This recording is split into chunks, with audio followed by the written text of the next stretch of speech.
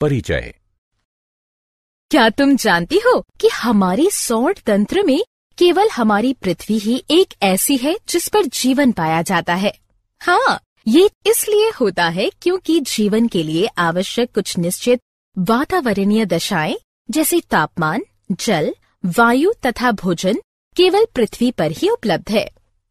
पृथ्वी पर उपस्थित संपदा पृथ्वी पर पाए जाने वाले सभी जीवधारियों की भी मूलभूत आवश्यकताओं की प्राप्ति के लिए जरूरी है।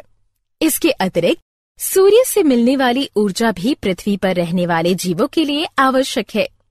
जीवमंडल पृथ्वी की सतह पर जीवन को सहायता देने वाला तंत्र है, जो कि वायुमंडल में कुछ मील की दूरी से लेकर महासागरों के गहरे समुद्र की तलहटी तक फैला हुआ है। भूमि, जल तथा वायु पृथ्वी पर पाए जाने वाले संपदाएं हैं। प्राकृतिक संसाधन वायुमंडल, जलमंडल और स्थल मंडल के घटक हैं। जीवन मंडल का भौतिक भाग 3 मुख्य समूहों में विभाजित किया गया है: स्थल मंडल, जल मंडल और वायुमंडल।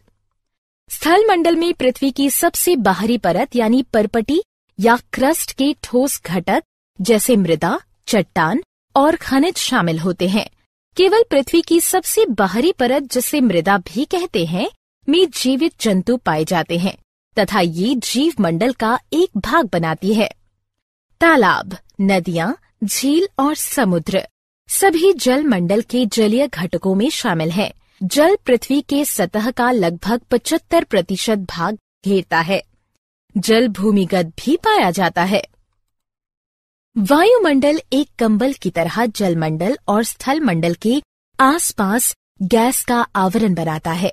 वायुमंडल पृथ्वी की सतह से कुछ किलोमीटर की ऊंचाई तक फैला होता है। ये 4 भागों में विभक्त होता है: क्षोभ मंडल, समताप मंडल, ओजोन मंडल, आयन मंडल। इसलिए हम कहते हैं कि जीवन मंडल मुख्य रूप से 2 घटकों से मिलकर बना होता है: जैविक घटक सभी जीवित वस्तुएं, अजैविक घटक यानी वायु, जल तथा मृदा।